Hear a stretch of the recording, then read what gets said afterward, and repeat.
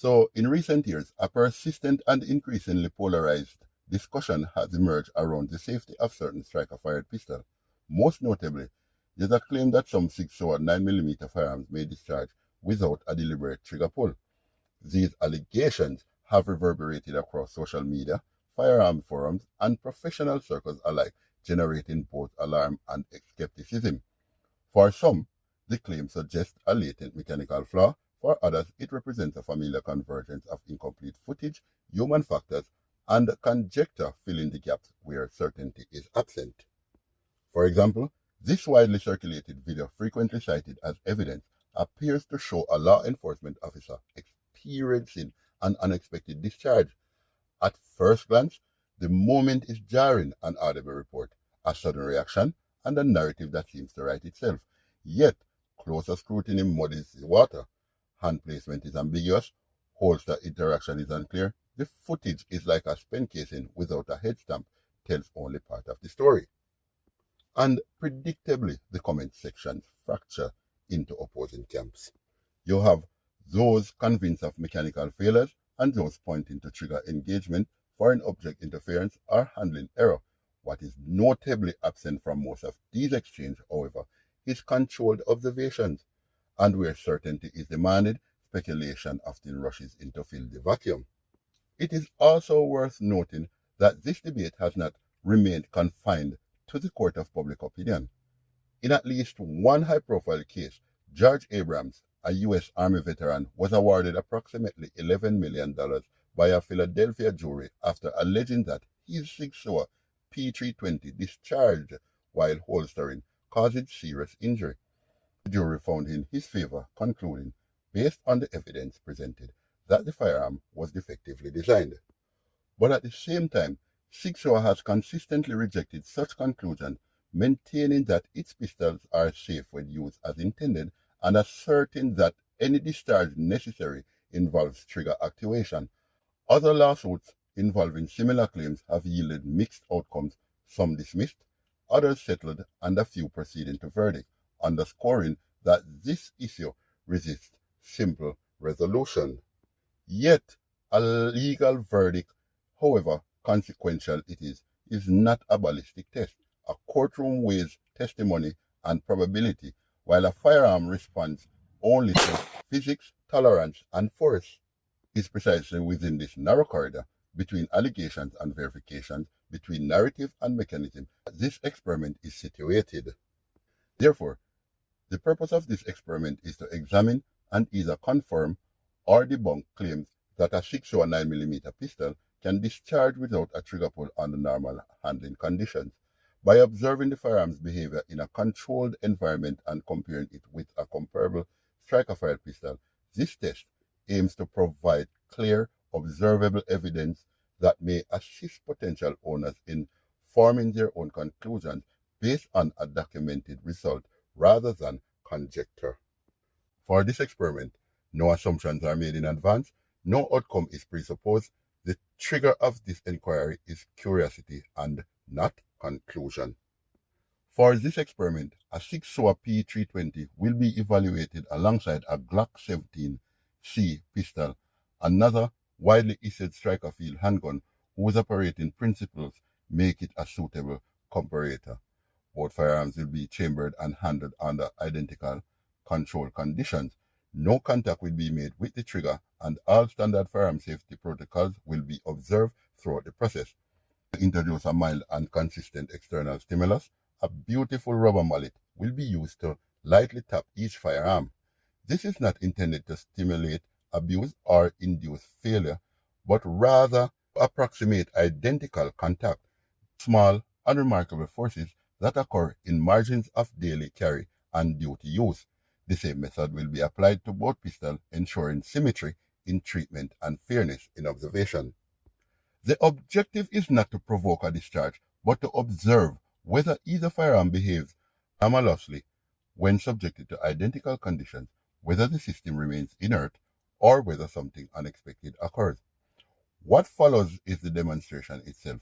The narration during the test will be recorded in real time, allowing observations to be captured as they occur, without the benefit or the bias of hindsight. I am inviting you, the viewers, to watch carefully, to weigh what is seen rather than what is assumed, and to draw conclusions not from noise, but from evidence. This is not about brand allegiance. This is not about viral outrage.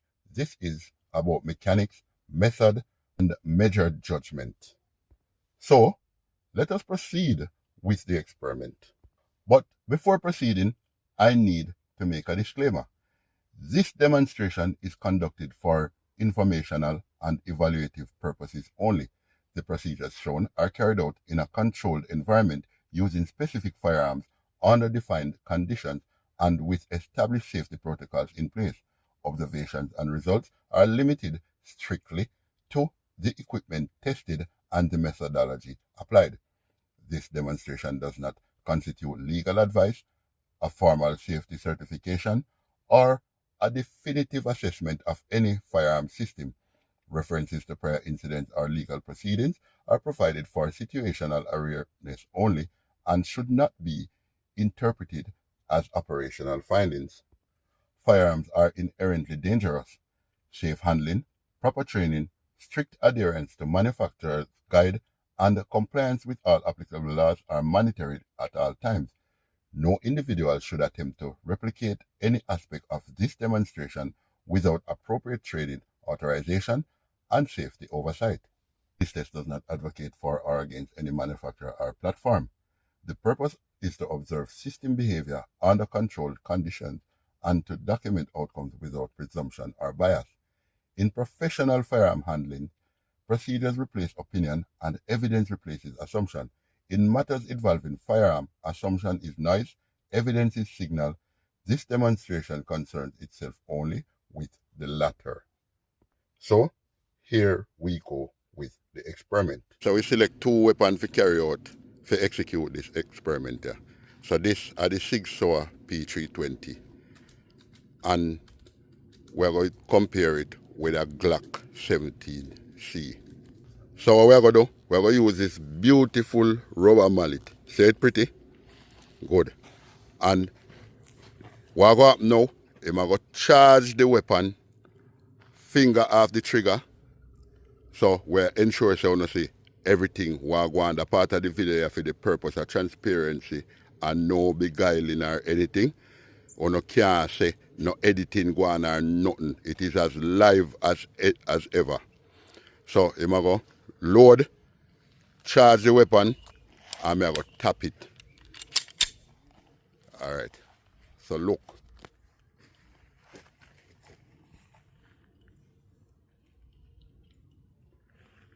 So look good.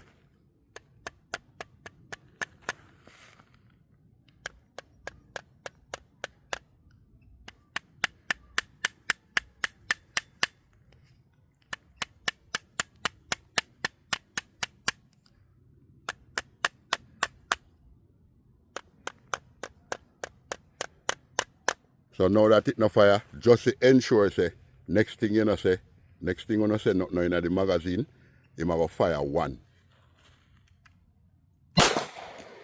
Good? So we are going to test the Glock now. So this now are the Glock 17C. So we are going to test. Remember we are comparing, remember what we are trying to establish if whether or not a weapon can be discharged without operating the trigger, as people don't claim say the SIG weapons them. So we're going to compare the Glock now. So you're going to load and charge, and I'm going to tap it. Alright, so see it here now.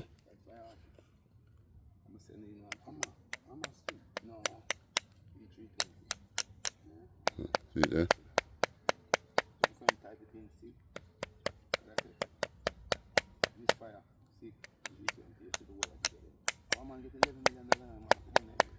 Alright. So just to ensure now, say the weapon is charged, you might go fire one. Good. So there you have it. Following controlled testing under identical conditions, neither the SIG Sauer P320 nor the Glock 17C discharge without a trigger pull. Within the limit of this experiment and the methodology applied, no uncommanded discharge was observed. This result does not attempt to rewrite past incidents or legal outcomes. It simply documents what occurred here under these conditions. As with all firearm-related matters, conclusions should be grounded in observations and not assumptions. If you found this evaluation useful, like, share, and talk to me in the comments, and subscribe for future tests conducted with the same disciplined approach. In firearms handling, procedures replace opinion and evidence remains the signal